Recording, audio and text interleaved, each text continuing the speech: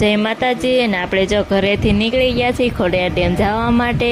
તો હાલો બધાય ખોડિયાર ડેમ, કેમ કે આજે તો જો ફેમિલી સાથે જાય છે ખોડિયાર ડેમ। અને મસ્ત મસ્ત બધું વાતાવરણ થઈ ગયું છે, એટલે થોડુંક લોકેશન કેવું છે એ પણ જોતા આવી। તો હાલો ઠેઠ સુધી રહેજો।